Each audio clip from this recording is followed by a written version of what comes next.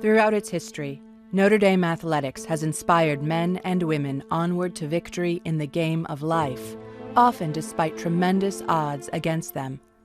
These journeys have manifested themselves in a variety of physical, mental, and spiritual forms, but one element binds them together: persistence fueled by the spirit of Notre Dame. We will fight in every game, strong of heart and true to her name.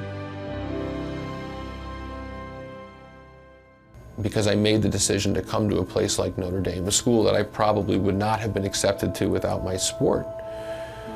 Because I was challenged and supported by my coaches, by my faculty members, by people in this office. When I had my car accident and I was recovering and recognizing that the outlets and the options that I could engage in for the rest of my life have been reduced significantly because of my physical disability, it was a source of comfort, a source of reassurance that I had developed more than I think I would have at many other places. That my intellectual capacity, that my interpersonal skill set, all of those things really were farther along than I think they would have been had I been somewhere else. And because of that, I was well equipped to, one, finish my degree, and two, find an outlet and a profession that I could engage in, that I could feel passionate about, that I could do at a high level, in spite of the physical disabilities that resulted from the injury. And that was a great thing. Heroes can be two things. They can be somebody who does something extraordinary, or they can be somebody who does something ordinary in extraordinary circumstances. And that's what I think Adam is and what his story is. Former Notre Dame lacrosse player Adam Sargent joined Notre Dame's Academic Services for Student Athletes Department in the fall of 2000. Adam works closely with student athletes to help them excel academically while managing the demands of Division I collegiate athletics. Before it was ever required by the NCAA, Father Joyce with Father Hesburgh in the early 1960s reached out to Mike DeCicco and inquired about a program like this. So we've had a pretty good history of making sure our student athletes get an education. Adam is the heart and soul of that program. He really is. He's absolutely key to making sure that every student athlete makes that transition between wanting to focus on football and to focus on their educational experience and what they can take from Notre Dame and bring with them into life. I think either one's fine. I just don't want you to miss out on an opportunity to work with Jesse while he's here. No. Does that work for you? Sure. Okay. Thanks, Malik. Certainly having the background of being in the shoes of a varsity athlete helps him relate to what our student athletes experience at Notre Dame and the kinds of opportunities that they have at Notre Dame. Adam was a high school hockey and lacrosse player. I'm not sure if he was playing lacrosse on ice or hockey on grass, but he embraced that the physical part of the game, and he was a presence on the field. Adam would go on to play 3 seasons of lacrosse for Notre Dame until May 29, 1997, when, on his way to take an exam, he became paralyzed from the chest down in a car accident on the edge of campus. John Heisler called me and told me that Adam had been in an accident, and so I went straight to the hospital where I found Adam, more than anything else, just scared. He wasn't sure, what was going on, and it was very emotional. It was extremely emotional. He was scared to death. He was at that point a very young man, looking at his whole life being different and alone.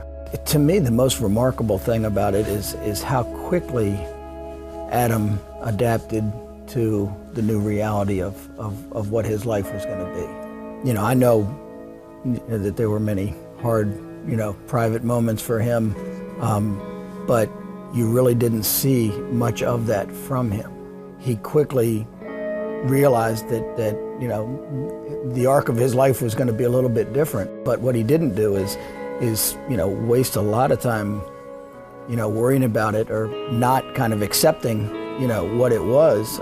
He quickly realized, all right, I've still got an awful lot of skills and abilities and talents that I'm just going to have to bring to the forefront more than maybe I have in the past. And the whole thing to me, you know, that makes Adam's story so heroic in my mind is just he adapted to absolutely kind of horrific, extraordinary circumstances quickly and got on with his life in a really remarkably positive way for him and for the people that are around him.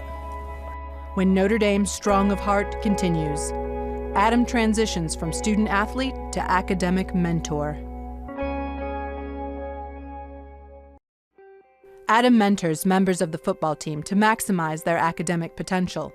His tough love contributed to Notre Dame's 4th straight #1 ranking in the NCAA graduation success rate for football in 2012. Notre Dame's a place that really cares about how you develop as a person.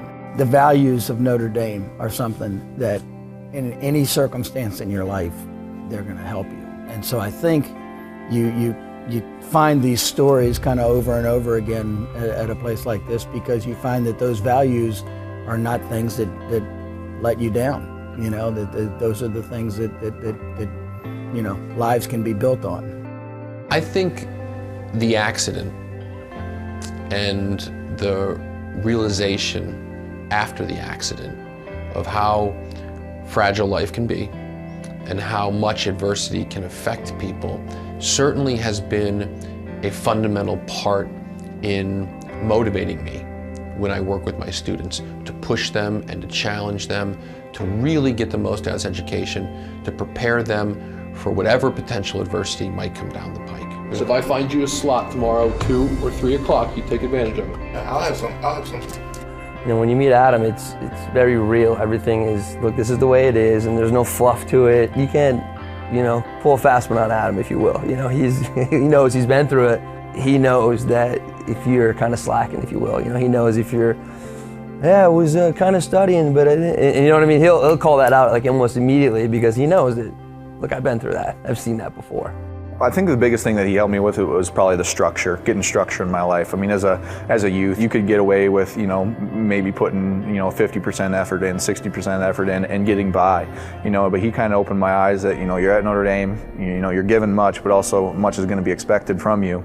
And so we're going to need structure, and you're going to have to be 100% in. This really is a community. You know, we're inviting young people to be a part of our institution, and part of the format that Notre Dame embraces is the belief that we are all members of a very intimate community, a community of learning, right? A community that fosters engagement and participation and developing close relationships with professors and students, advisors. And through this community, we have the ability to not only educate young people, but really help them develop those professional relationships and get a sense of what it means to be a contributing member of a group, and that's important.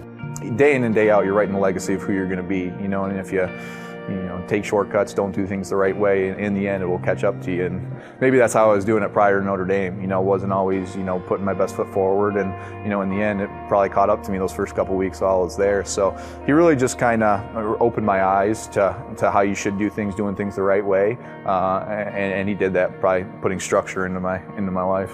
It's the manifestation of the promise that Notre Dame makes.